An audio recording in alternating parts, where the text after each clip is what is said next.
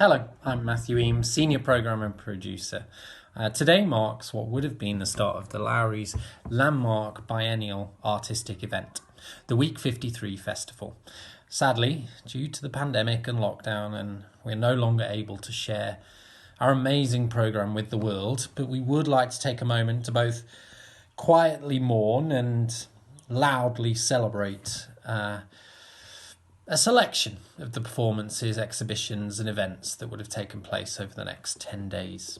So, this is chapter one of a three-part rundown on a selection of the Week 53 projects, alongside some existing and some unseen new teasers and trailers. First, some numbers, though. Everyone likes numbers. That gives a flavour of Week 53. Here we go. So, 10 days, 10 new commissions, 45 performances, 3 exhibitions, 150 performers and participants, and artists from 7 countries: Brazil, Italy, Belgium, Libya, Guyana, Canada, Australia. Sad. My heart breaks, but it's okay.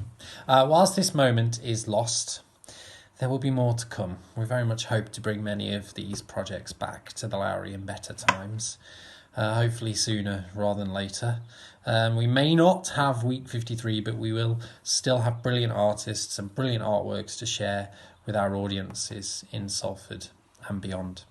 So, to get us in the mood, let's kick off with our Week 53 launch trailer. This was filmed on the Tuesday, 28th of January in London, where the world, or our world at least, was a different place. So in the written blog, there you'll see the links. You can follow the links as you go, or click on at your leisure. Go ahead.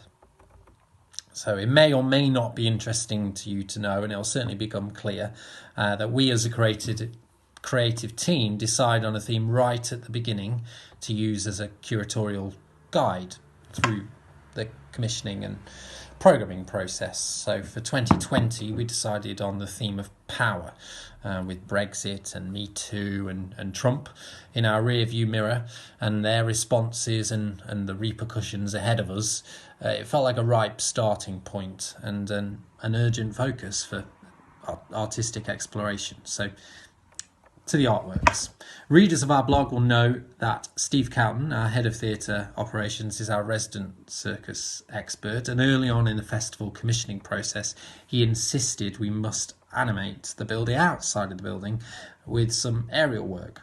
We've done all sorts of spaces across the building for Week 53 in the past, but this was new territory. He quickly identified the company Scarabaeus Aerial Theatre, and we commissioned them to create Powerflex, which is a vertical journey suspended on the exterior of the Lowry, including the big tower, where the performers would explore finding power within themselves. This previously unseen footage was taken during a development period in February and gives a taste of what Scarabaeus were working towards. It's beautiful, and given all that has happened since, quite touching. I would like to thank Shortform, who filmed it, Daniela from Scarabaeus, and the amazing artists who appear. So click on those links if you want to find out more about Scarabaeus. Their website is www.scarabaeus.co.uk. So, staying with circus, the first night of the festival would have seen us begin a new 3-year relationship with Extraordinary Bodies, the amazing partnership between Diverse City and Cirque Bijou. And this beginning has been put back to spring 21, but let's enjoy this new trailer for What Am I Worth, where 7 extraordinary bodies explore what we must do to prove ourselves in a world where there is not enough to go round. Strangely prescient in a different way, perhaps. So click on the link. And to visual arts. Michael Simpson, Director of Visual Arts, for Week 53 2020, with power as a guiding thread through the programme. He knew immediately who he wanted, the British Guyanese sculptor Hugh Locke. If you aren't aware, Hugh's work is largely preoccupied with colonial and post-colonial power and its symbols, so this made perfect sense. Again, here is a previously unseen film with Hugh. Thanks again to Shortform and Hugh himself. There's the link. The good news is we are pretty hopeful that we will be able to welcome Hugh and his work back to the Lowry at some point. So fingers crossed for now, but in the meantime, if you want to find out more about Hugh and his work, his website is hughlock.net.